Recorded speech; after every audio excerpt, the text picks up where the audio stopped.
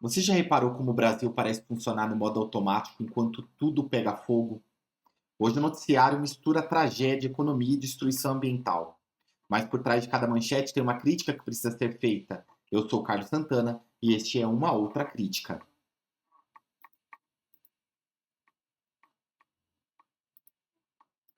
Vamos começar com a primeira notícia sobre destaque no G1. Juliana Marins, brasileira que caiu em trilha de vulcão na Indonésia, encontrada morta. Neste quarto dia de buscas, a equipe de resgate chegou a montar um acampamento avançado perto de onde ela estava no Parque Nacional. É uma trágica notícia, né? Que vem sido acompanhada aí nas redes sociais durante os últimos dias, abrindo diversas discussões, inclusive sobre como seria caso tivesse acontecido aqui no Brasil, com o corpo de bombeiros, se ela teria sido socorrida com mais agilidade.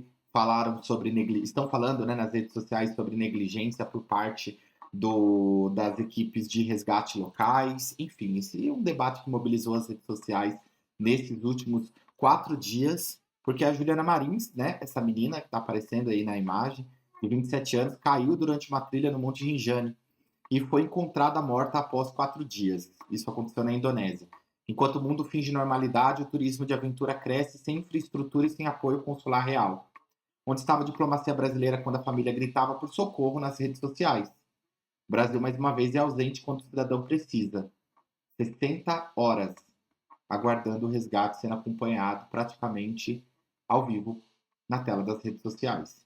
Não adianta post em rede social do presidente da República, porque a ação efetiva por alguém que estava ali numa situação como a dela precisava acontecer. Mas agora não adianta culpar pessoas. Precisa se questionar, sim, esse tipo de turismo, esse tipo de expedição totalmente nociva à vida, né? Aventuras que mobilizam, inclusive, o Estado, mobilizam as forças locais, fazem, enfim, precisam de uma atenção diferente após essa tragédia, sem dúvida. Essa discussão vai permanecer por bastante tempo. Agora, na segunda notícia, eu quero comentar sobre a ata do Copom. O Banco Central diz que o impacto da Selic mais alta ainda está por vir. Em documento divulgado nesta terça-feira, os diretores do Banco Central disseram que farão uma pausa para observar os efeitos da taxa de juros de 15% ao ano, mas não hesitarão em continuar com os aumentos se apropriado.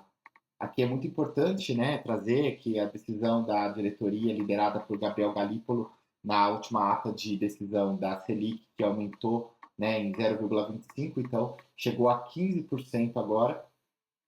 Essa imagem é interessante mostrar que nós estamos no recorde, na alta maior da Selic desde a série histórica, onde a gente observa que em 2021, principalmente, houve uma baixa, né, nesse comparativo dos últimos 5 anos, como essa imagem traz.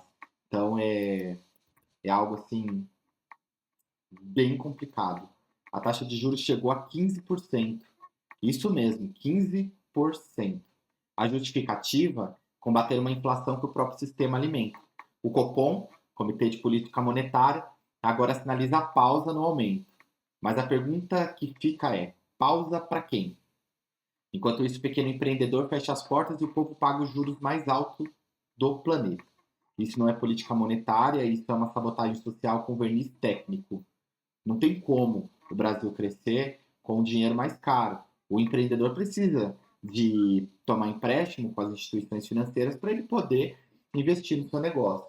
Então, por isso que essa notícia aqui sobre a pausa na Selic para observar os efeitos ela é tão relevante para a gente comentar. Agora, seguindo sobre economia, na terceira notícia, vamos falar sobre o dólar, né, que ele recua. Mas e o povo? Sente o alívio de fato, né?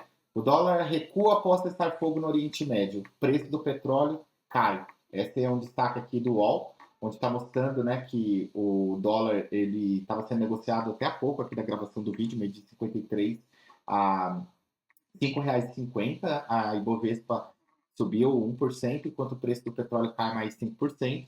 É claro que são resultados parciais, né? Durante o dia algo pode se modificar, mas a trégua da guerra, do cessar-fogo lá de Israel com o Iraque estaria aqui impactando diretamente a desvalorização do dólar. né? Ante diversas moedas, nesse caso aqui ao real. Mas vamos lá, né? Como eu disse, o povo vai sentir o alívio, porque já faz alguns dias que o dólar caiu. Porque o dólar não basta cair, enquanto o preço da comida, da gasolina, do aluguel continuarem alto. O governo, claro, vai comemorar o número. O mercado até vai se animar, mas o carrinho do supermercado ainda segue vazio. Se o dólar caiu e a vida continua cara, tem algo errado nessa equação e não é só a matemática. É um modelo econômico que serve à bolsa e ignora a bolsa da Dona Maria. Vamos para a próxima notícia para a gente comentar. Super importante. Aqui destaque num site estrangeiro que fala de agro, né?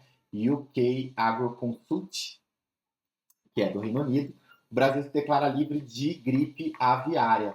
Cara, isso é muito importante a gente comentar, porque estar oficialmente livre da gripe aviária faz com que o Brasil consiga reduzir, enfim, retirar sanções que foram aplicadas ao nosso país por conta da possibilidade aí de contaminação ao redor do mundo, né, das doenças que se derivam aí da gripe das aves, né? O pessoal costumava falar gripe do frango, né? Inclusive até o preço em alguns lugares reduziu do frango, até porque o povo, né, quando começa a ouvir falar muito sobre algo assim nessa magnitude, começa também a tomar algumas cautelas, né?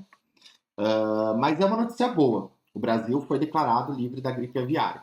Só que antes de soltar foguete, vale lembrar que essa conquista não é um mérito do Estado. Essa é uma conquista que é o mérito do setor do agro, né? Que tem, através dos seus produtores rurais, tido uma ampla resiliência e eles muitas vezes são atacados e até mesmo ignorados. Reconhecer o mérito da produção é bom, mas fortalecer agora, olhando para o Estado, a vigilância sanitária é melhor ainda. Lembrando que a vigilância sanitária faz parte dos tentáculos do SUS, né? Então é importante aí olhar para os dois lados, sem dúvida. Agora, seguindo aqui, notícia que vai esbarrar em economia, mas já indo para a pauta ambiental, destaque aqui no Yahoo News, né, notícia da AFP, Agência de Notícias. O Brasil registra salto de 62% na área queimada por incêndios florestais. Né? Então, enquanto o Brasil se gaba, né, de controlar vírus, perde o controle do fogo.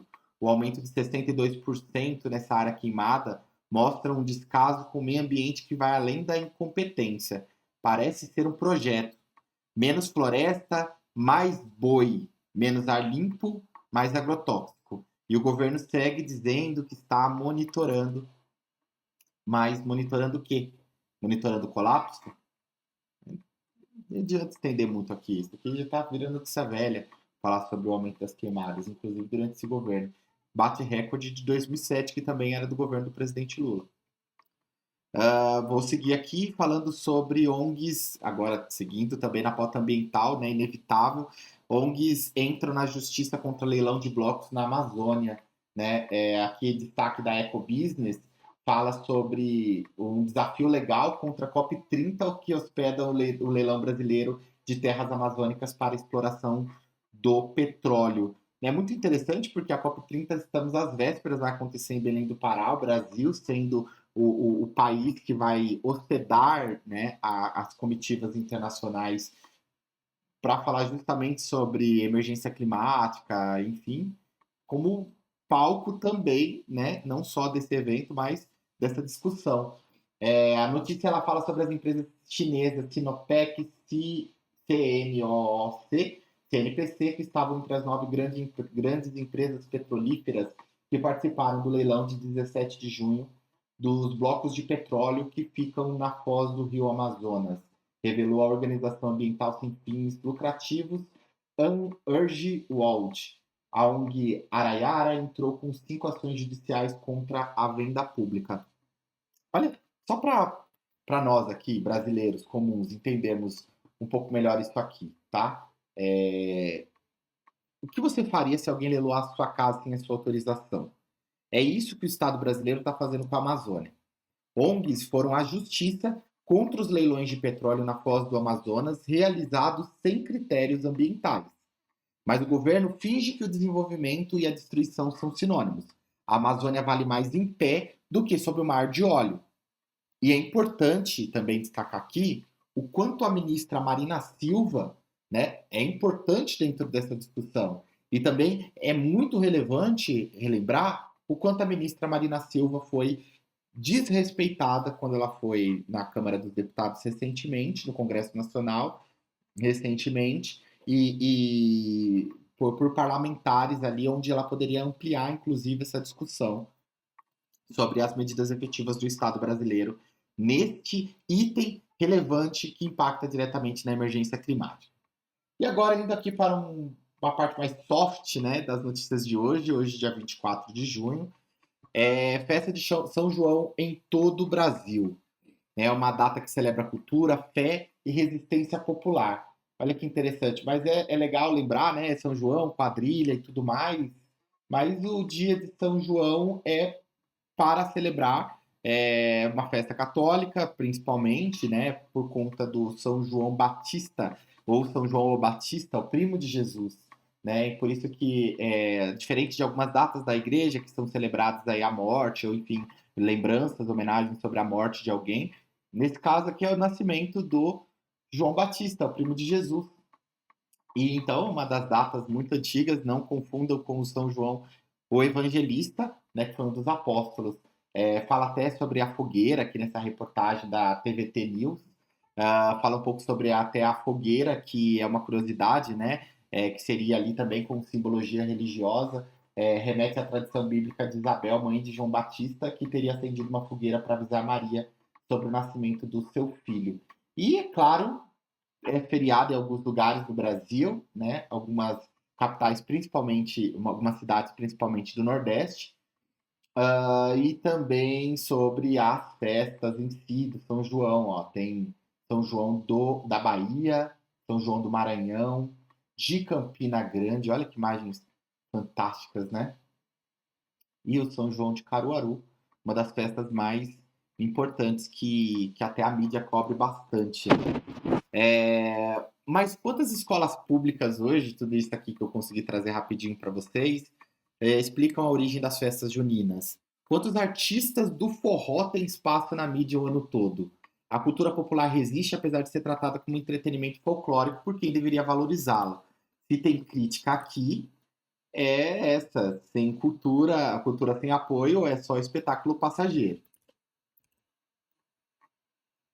E essas foram as notícias de hoje, né? É muito importante falar mais do que as manchetes, trazer os sintomas de um país em colapso anunciado.